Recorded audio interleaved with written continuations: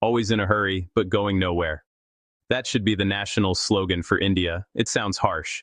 But tell me I'm wrong. You've seen it. The plane lands, the wheels haven't even stopped spinning, the seatbelt sign is still on, and suddenly, click, click, click, half the cabin is already standing up. Bags are flying out of overhead bins like it's a Black Friday sale or a Bollywood bonanza. The aisle is jammed. Nobody can move. The door hasn't even opened. They are told by the airplane staff to remain seated, but they don't listen. And after 10 minutes of awkward standing, sweating, and blocking each other, everyone gets off at the exact same speed anyway. So what was the rush for? This isn't just about planes, it's a pattern, a mindset, a national habit. Let's start with the airport example because it's simple and almost funny. Airlines literally tell passengers to remain seated until the seatbelt sign is off. It's not a suggestion, it's for safety and order. But time and time again, you see people pop up instantly like the ground is lava. And here's the thing, standing early doesn't get you out faster. The plane empties row by row. Physics wins. You're not teleporting to baggage claim. Instead, what happens? People block the aisle. They elbow past each other. They create tension for no reason. The end result is the same, but the journey becomes more stressful for everyone. Now zoom out. Look at traffic in cities like Mumbai or Delhi. Massive traffic jams. Honking that never stops. Cars squeezing into gaps that don't exist. Bikes climbing onto sidewalks. Everyone trying to get ahead by 2 meters just so they can reach their destination a minute earlier, unless a cow blocks the road. But when everyone tries to cheat the system at the same time, what happens? The system collapses. India has some of the most congested roads in the world. Studies on urban mobility have repeatedly ranked major Indian cities among the slowest for average driving speed during peak hours. In some areas, you move slower than a bicycle. Imagine rushing, honking, stressing, just to move at walking speed. And then there are trains. If you've ever seen rush hour at a major railway station, you know what I'm talking about. The doors open and people push in before others can get out. It becomes a human traffic jam.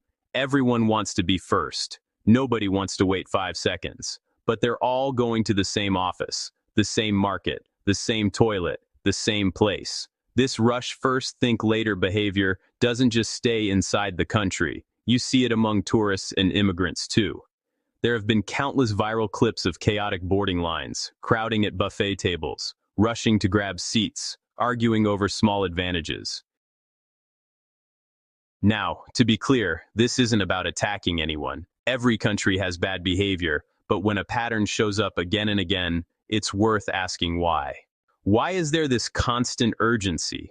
Part of it is population pressure. India has over 1.4 billion people. That's a lot of competition for space, jobs, opportunities. When resources feel limited, people develop a survival instinct. If I don't move fast, I lose. That mindset makes sense at an individual level. And it also feeds into a lot of other phenomena seen in India, such as the rampant cheating and corruption or the lack of civic sense.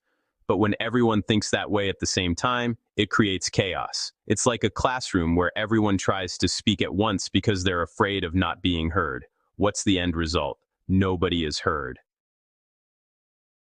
Now let's zoom out even more. The always in a hurry mindset doesn't just show up in airports or traffic. It shows up in national ambition too. India is often described as a rising superpower, fastest growing major economy, future global giant. Next big thing.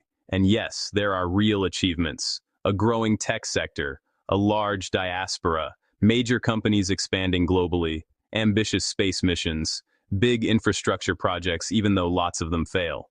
But here's the uncomfortable truth. You can't rush your way to superpower status. Superpowers aren't built on slogans. They're built on systems, education, healthcare, infrastructure, rule of law, social stability. Despite economic growth, hundreds of millions of people still struggle with poverty. Reports from organizations like the World Bank and UN agencies have shown that while extreme poverty has declined over decades, vulnerability remains high. Many people live just one crisis away from falling back into hardship. You can't just stand up early on the global stage and expect the door to open faster. And recently, there have been moments that challenge the unstoppable rise narrative. Tensions with Pakistan flare up from time to time. Military standoffs and cross-border incidents remind everyone that regional stability is fragile. National pride runs high. Social media explodes. Hashtags trend. And guess what? Indian planes get shot down easily, which doesn't really scream superpower, does it? But real strength isn't about shouting the loudest or beating your 56-inch chest the loudest. It's about steady, consistent capability, economic, diplomatic, military, social. Sometimes the rush to prove greatness can backfire. When expectations are sky high, even small setbacks feel like humiliation. And that's the bigger point. If you rush to declare yourself a superpower before fixing basic problems, traffic chaos, overcrowded transport, weak urban planning, pollution, uneven development, you create a gap between image and reality. It's like sprinting on a treadmill. Lots of effort, lots of sweat, but you're still in the same place. Look at urban planning. Cities expand rapidly, but infrastructure often struggles to keep up. Metro systems get overcrowded within years. Roads fill up faster than they can be widened. Housing demand explodes. You end up with skyscrapers next to slums or monsoon defenses that fail every year. Everyone is in motion, but the structure underneath isn't always strong enough to guide that motion smoothly. And this mindset trickles down to daily life. Students rush into certain degrees because they're hot right now. Families rushing into property markets because prices will go up. Businesses rush to copy trends instead of building long-term quality, short-term speed, long-term confusion. Think back to that plane. Everyone stands up at once. They block each other. Nobody moves. The person in row 30 isn't getting off before row 5, no matter how aggressively they grab their suitcase. Now imagine if everyone just stayed seated until their row was called. Calm, orderly, efficient. The total time might even be shorter. That's the irony. Sometimes slowing down actually gets you further. Look at the discipline and tradition of Japan. Arguably slow, yet I'm sure 99% of people would rather live in Japan than India. Countries that have built stable, high-income societies didn't do it by rushing headlines. They invested quietly for decades in education, public systems, and rule enforcement. They built habits of patience and trust in systems.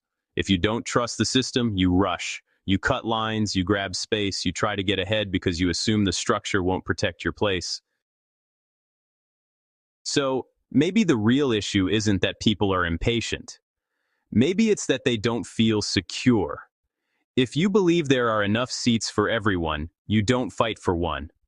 If you believe the process is fair, you don't try to jump the queue. If you believe your country's rise is real and steady, you don't need to shout about it every day. The phrase "always in a hurry, but going nowhere" isn't just an insult. It's a warning. Speed without direction is just noise. Energy without structure becomes chaos. Ambition without discipline becomes frustration. Imagine if that same energy, the drive, the hunger, the urgency, was matched with patience, planning, and respect for shared space. Imagine airports where people wait calmly, roads where lanes are respected, trains where people let others exit first, cities designed with foresight. Growth measured not just by GDP numbers, but by quality of life. That would be real progress. Because at the end of the day, the goal isn't to stand up first. The goal is to arrive well.